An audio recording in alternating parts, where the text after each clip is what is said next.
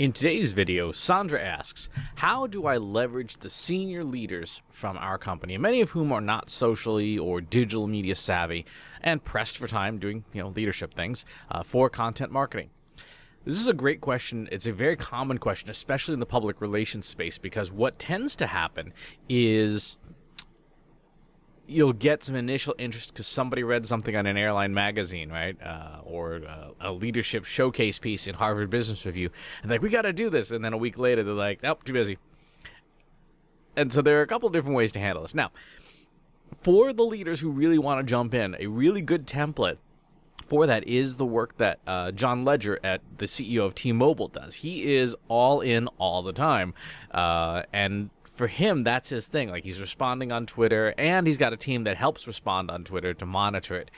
He is creating content like crazy. He built a cooking show, Slow Cooker Sundays, on Facebook Live and a variety of other platforms, because that's just the kind of thing that fits his personality. So part of that is determining if any of your executives have the kind of personality where they do want to be all in, where they do want to have exposure to their personal brand, and they're willing to put in a lot of time for it. If I had to guess, based on what I can see and what I have known from working with T-Mobile in the past, for John Legere, it's probably about 8 hours a week, which for a CEO of a major corporation is a heck of a lot of time. Probably a better model to look at would be the way that Bill Marriott and his team do it at the Marriott hotel chain. Bill is a more senior executive, and he's not technologically savvy at all. But what his team has figured out to do is to have him leaves them voicemails when he's on the road, when he's traveling or whatever. And the team takes those, transcribes them, and turns them into written content. And so they're able to make use of his experience and his points of view without making him do a whole lot of work. And for him, leaving a voicemail as he's wandering through an airport or whatever is a great use of his time. In today's world, video is king. So I would start with video. And the way I would do that is do it as Q&A sessions with your executives. Depending on how many of them there are, there's typically, any given company, there's 2 or 3 at least. Bring a smartphone, because it's a decent camera these days, most phones. If it's a phone that's less than a year old, it's probably got a pretty good camera. Bring a really good microphone for that smartphone, or alternately, let's see if I have it over here, a pocket digital recorder, something like this, and you literally park it right in front of the executive, just below them. There are inexpensive microphones you can use as well.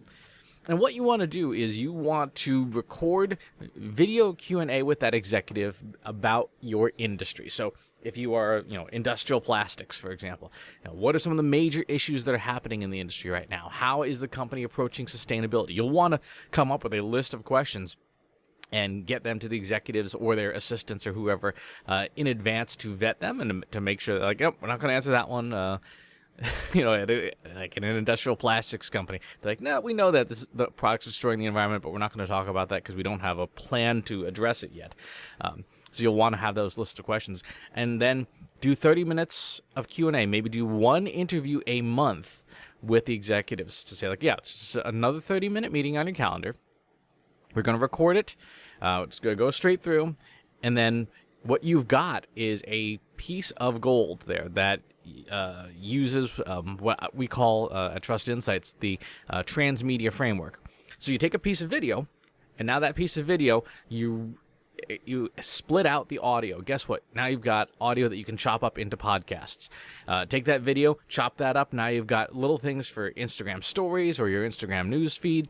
You've got video for YouTube that you can split up. You can put headers and footers, and you can do the intros and outros, explain, like, in today's video, we're talking about industrial plastics.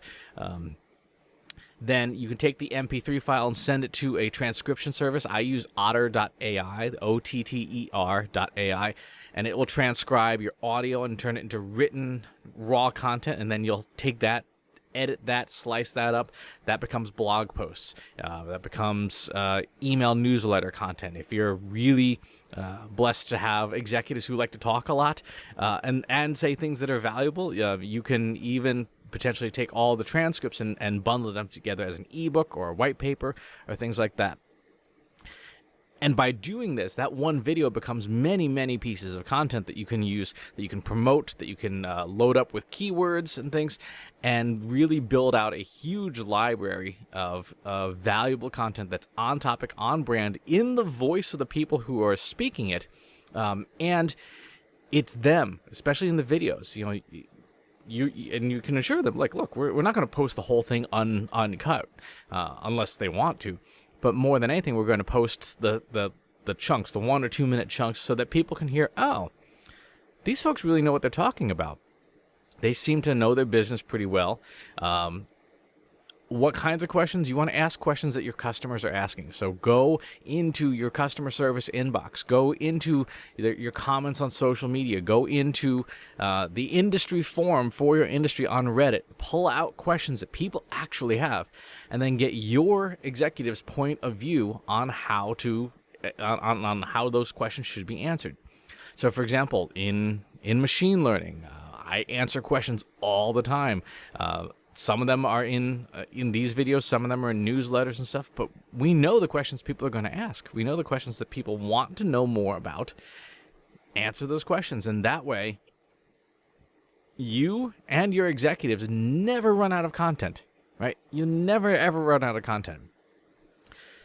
If you just say, hey, we're going to shoot a video this month, and then you're like, oh, we don't know what to shoot, that's going to frustrate executives pretty quickly. If you say, hey, these are the top 20 questions that our customers have asked us, how do you want to answer them?